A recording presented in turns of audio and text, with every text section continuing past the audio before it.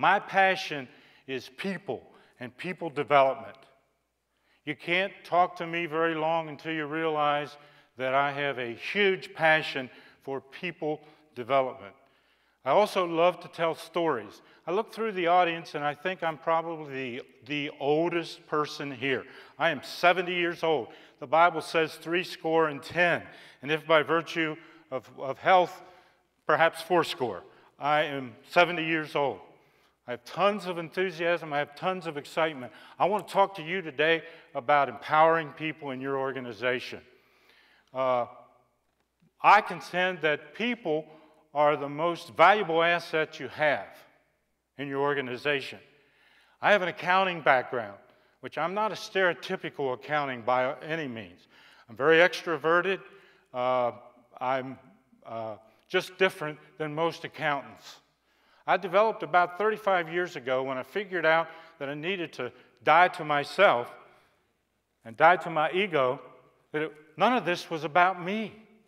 And my opportunity to leverage myself was in growing other people. I have a passion for growing people. I have done it my entire career. After that 35-year epiphany, I was 35 years old, of course, if you can do the math. And let me tell you, it's such a powerful tool that you can unleash in your organization. If you start with one incubator type company or one person, and you have an incubator startup company, the first time you make a decision to hire an employee, that's usually accompanied by I have too much to do, I want a quality of life, I want to extend myself. So in that employee, you want to make them an extension of yourself. They should be you, and an extension of you. This is a 2-hour presentation that I do, so sit back and relax. I have tried to boil it down to the 20 minutes in the format, and I want to give you some statistics about what the workforce nationally looks like. There's about 130,000 to 150,000 people between the age of 16 and whatever that are working in today's workforce in the U.S. The most renowned business organization in this country is the Conference Board. Every year, the Conference Board does research on a number of subjects and prints them and publishes them. And I have them in front of me. Satisfaction with my job. 1987, that was 61%. By 2009, that's 45%. 2012, it's 42%, and great, we're making stride. In 2013, it ticked up 1%. 43% in 2013 of the people. The flip of that is 57% are not happy with their job. Percentage of people who find their job interesting. 1987, 70%. I don't have later statistics for that, but in 2009, it was down to 50. So less than 50% of our employees in the U.S. are satisfied with their jobs and find the job interesting. Only 43% feel secure in their jobs. 56%, a little stronger than the 50, like their coworkers. 51% are satisfied with their direct report, their boss. Those are very challenging and sobering statistics that we have to work with. A Gallup study done in 2012 on engaged, disengaged, and actively disengaged. 30% of those 130,000, which is 39,000, are engaged. They work with passion. They feel a strong connection to their job. 52%, over 50% are disengaged. They're checked out. They're just there putting in the time and drawing a paycheck. They're sleepwalking through the job. They're dead people working. 18% are actively disengaged. They're unhappy at work, and they show it. They undermine what coworkers accomplish.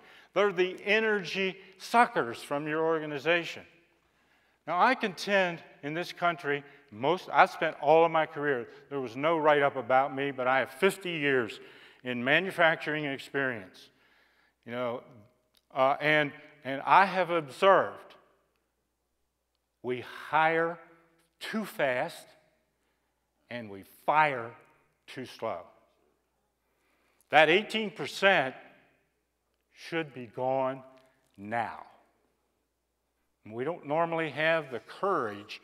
I want to give you the courage. If you have 10 employees, you've got probably one in that classification.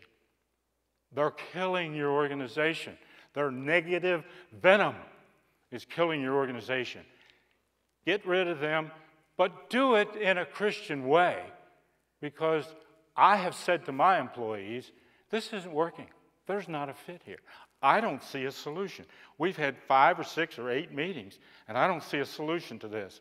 I will help you find your God-given gifts and leverage them in some other organization. I'll help you find that.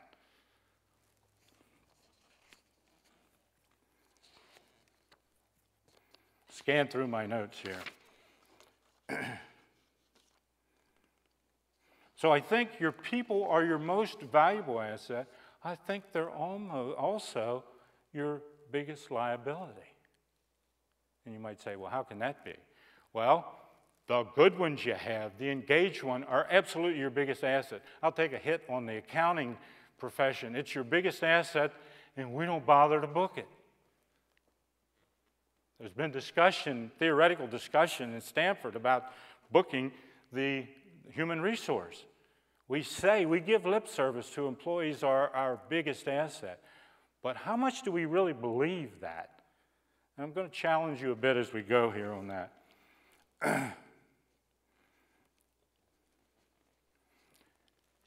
If you have an organization that has, pick a number, $10 million worth of assets, you don't hesitate for a minute to spend repairs, to maintain, to make them energy efficient, to keep them up to date. But for most of you, it would range between 30%, that would be a low side, of your cost of operation is in your manpower element. At the university, I'm very involved at my alma mater, Shippensburg University. I was talking to a trustee the other day who said, and the university system in Pennsylvania is having huge budgetary issues unrelated to the state and those things that are going on in our budget in Harrisburg. But 85% of their pie is payroll and fringe benefits. So if it's that big in your accounting world, why don't we spend more time with it? I challenge you to invest in your people. The hiring decision. Again, I'm just picking little bullets from my 2-hour presentation. The hiring decision. I contend, and trust me, I've done it all. I've done a $50 million greenfield to production plant in Valdosta, Georgia, from my former employer. By the way, I work for Martin's Pastry, if you recognize that name. My last 20 years, I was the executive vice president and CFO of that organization. And I've done it all, you name it. I've negotiated large financing packages in Lower Manhattan. But when I look back on my career, after retiring and reflecting, my trophies are none of that. It's the people that I developed. And I'm very idealistic for a person 70 years old. Every person I encounter, I happen to believe that I can impact them. I can affect them in some positive way. I can challenge them. I mean every person I meet. That's my mission field, if you will. Every person I meet is my opportunity. So I contend it's the toughest decision we make, and we take it lightly. I spent 35 years managing HR departments, and One of the things that's most frustrating to me is to hear, and I've heard it so often, a manager say, I can't wait till I get this open position filled. What's the comma? What's the rest? So I can get back to my job. That is your job. Anymore today, when you hire somebody with our system and our legal system, you're wedded. So take a lot more time in hiring and fire quickly. That sounds cold, but it isn't. I fired a woman one day for insubordination, walked her to the car. She was cursing at me the whole way to the car, and she knew what I stood for. About 8 years later, I saw her in Greencastle at a Little League game, and she was coming up the bleachers. I was on top of the bleachers, and I'm thinking, oh no, what's this encounter going to be like? She came up to me and she hugged me, and she said, guess what? I'm a Christian. What you did for me 8 years ago was the most significant thing that happened in my life. So be bold about terminating. Andrew Carnegie, a late 19th century industrialist, had 43 millionaires work for him. Now, I did some numbers. A millionaire in the early 1900s is probably 20 million today. So just roll that number. He had 43 millionaires that worked for him. He was asked, Andrew Carnegie, how is it that you have hired 43 millionaires? His answer was, they weren't millionaires when I hired them.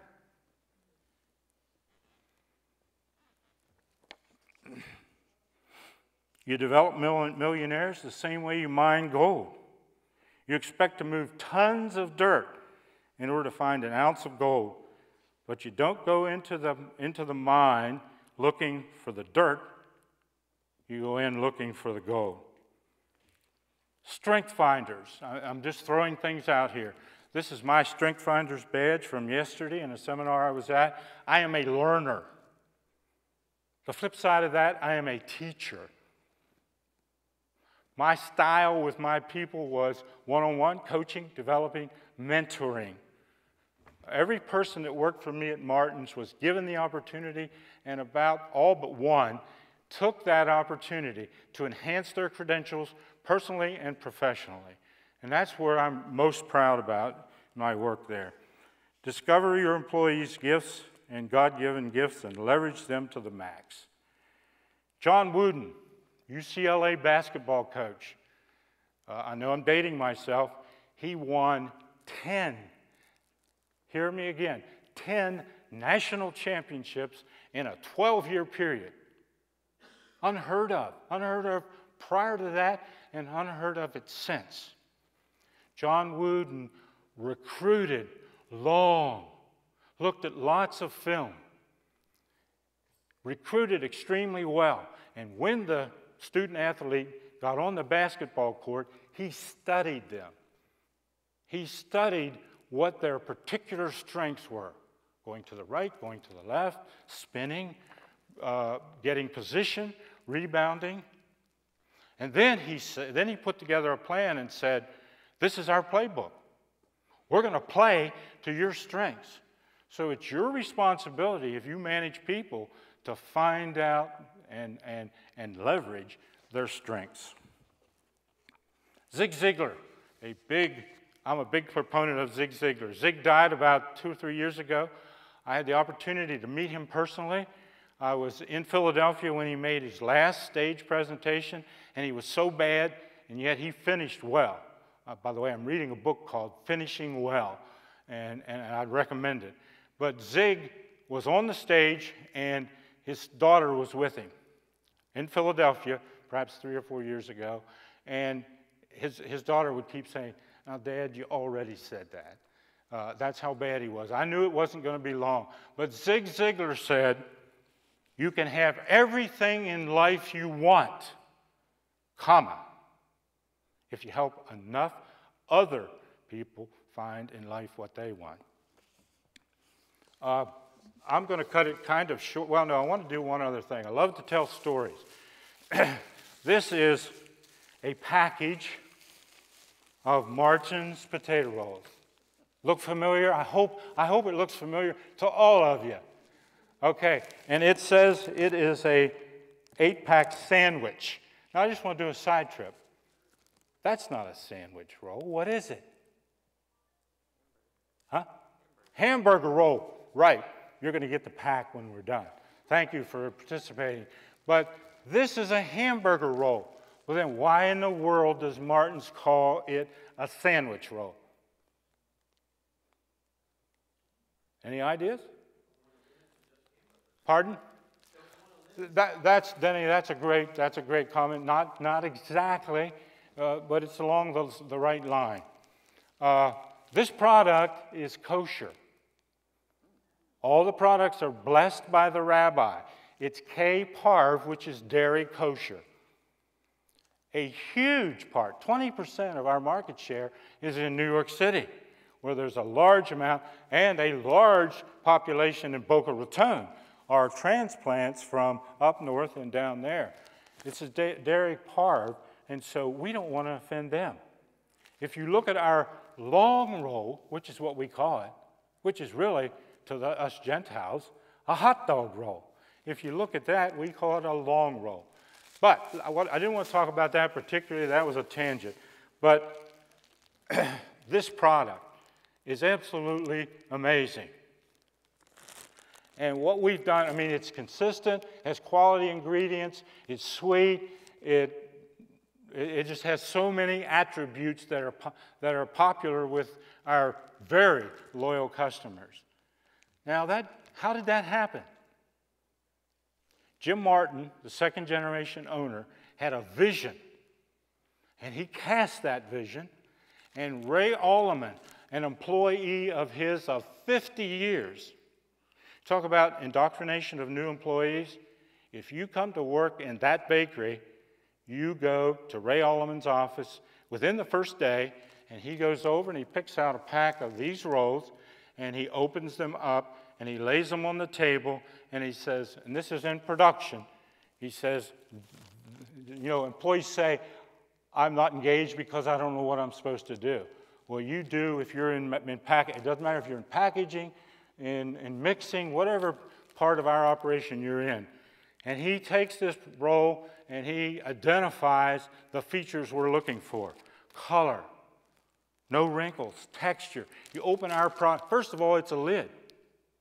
Have you thought about the fact that the McDonald's sandwich that you get is not a lid? We purposely spend a lot of effort to make this a lid. It's something other than something to hold your meat other than in your hands. The texture of this product, if you open it up, it's almost totally geometric.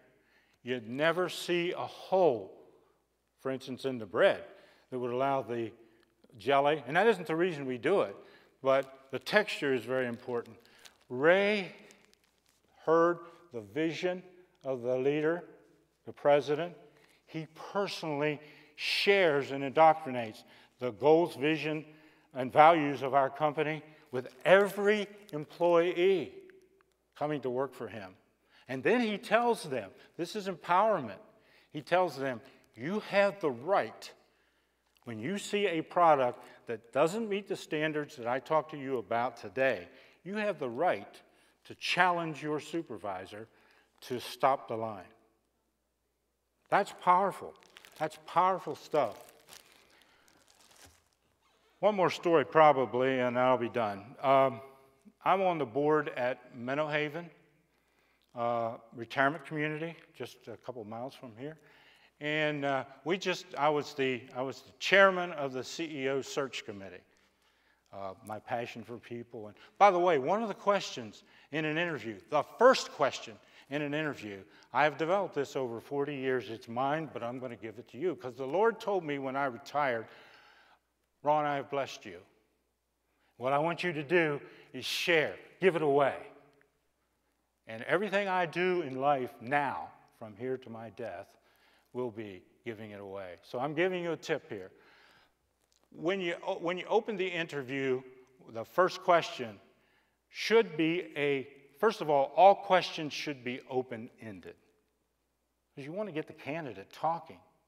I've seen interviewers make the big mistake of trying to sell our organization. That's not the place to sell our organization. They should have done their homework. You want the candidate to speak. So you, first of all, in the first question, you ask an open-ended question. You ask a question that's non-threatening. And you ask a question that breaks the ice. Here's the question that you might want to write down that I have found over 35 years to be extremely effective, and it's real simple. Everybody has a story.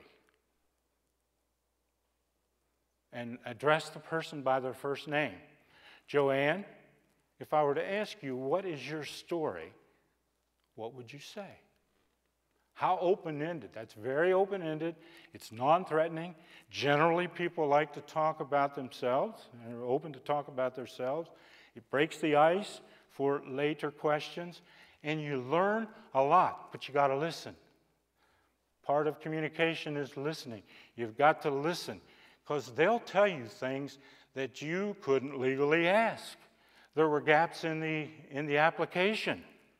They'll explain those things as they tell their story. There may be some questions about their personal relationships. They'll share all those things with you when you give them that opportunity. Great question. Everyone has a story. Joanne, tell me what your story is. It's a great question. About 3-4 weeks ago now, I was at Minnow Haven for a training session. We're going through a huge process of putting together a strategic plan. I'll take the time to tell you a little bit about our culture and what we're going through. But we hired this new CEO, and Minnow Haven is a great organization. Statistically, they have the largest market share in our market. Surveys have shown that people would like to retire to our community. So we've done a lot of things right. The Mennonites started this 50 years ago. That's where its Minnow Haven name comes from. They've done a great job. So anything I say from now on should not reflect upon any current or past. However, one of the things that someone talked about here today is be aware of shifts and changes and dynamics that are going on in your business, or they'll pass you over. And we are learning through Hugh, our new CEO, and I asked him yesterday if I could share this, we're learning that the old, and I'll call it institutional model at Minnow Haven, which worked well. I love to study generations. And it worked well for the greatest generation, some of the baby boomers, but the baby boomers are totally different. Baby boomers have defined us as they worked through the population ages, 30, 40, 50, 60. Disposable diapers, home equity loans. These are all things. And now, what? They didn't save enough, so it's reverse mortgages. Baby boomers have defined us, and they want something different. And we continue to offer what I call institutional care. What does that look like? That looks like, well, you wake up at 7, breakfast is served at 8, and you may have an option or two. That doesn't work, quite frankly. And so the more home design, where there's a cluster of neighborhood homes, where a staff of 4 or 5 people who are all cross-trained are going to serve that person. The values of those is they get to know the resident extremely well. They get to know their habits. You no longer have to wake up at 7. If you like to wake up at 8, just get up at 8. And the kitchen is right in that neighborhood, and we'll provide what you want, anywhere from omelets to burritos to whatever, for your breakfast. See, that's a different paradigm, and it meets a customer need. Now, that's what we envisioned, but when we looked at our plant, there is no way those individual cottages scattered all over the place, and that's not going to work. And so we've been in a journey now of doing strategic planning from a capital standpoint of what it takes to design and build facilities that will allow us to convert from institutional to home. Hugh said something the other day that was extremely powerful in our strategic planning meeting. He said, you know, if we spend millions of dollars creating this capital and we don't change the culture, all that's happened is we've put out a bond loan and we have nice buildings. So we are in a huge transition of shifting culture. We had a speaker by the name of John Dame. Anyone know the name? John's family was in radio broadcasting. They accumulated through consolidation in that industry, probably 70 stations. About 5 or 6 years ago, the family sold it for $69 million. John went on to other things. He's consulting, and he also works for a company called Vistage, V-I-S-T-A-G-E. You might want to write that down. If you're looking for somebody to help coach you as a personal coach, Vistage. And I've worked with John and know that that's a great organization. But John, in his presentation, mentioned this little book called The Dream Manager. And it shifted, and it echoed most of what I had done in my career, but it actually asked you as the manager of people to ask your people, what do they dream about? Humans are unique. We have the capacity to dream. It's a powerful motivator in a positive way. And so this book I've given 11 copies to the leadership team at Minnow Haven. I've given 4 copies to the coaching staff at Liberty University, the field hockey coaching staff. And we have agreed that we'll get together and talk through. Yesterday we had a session with Minnow Haven, and the people were just bubbling over with how this can impact your life. I am currently working with this organization. Possibly I may join up with them and do some consulting work for them. But in effect, what they do is ask your employees, what do you dream about? What would you like to do? And in the parable in the book, this person said, I'd like to own a home. And they had no resources to do so. This company, it's a parable, but this company helped that person save money and purchase a home. Can you imagine what that person said? She started hosting fellow employees at her house in her backyard for a picnic to say, look what my company did for me. There's one you could write down I would recommend. And as Zig Ziglar says, do all these things and I'll see you at the top. Thank you.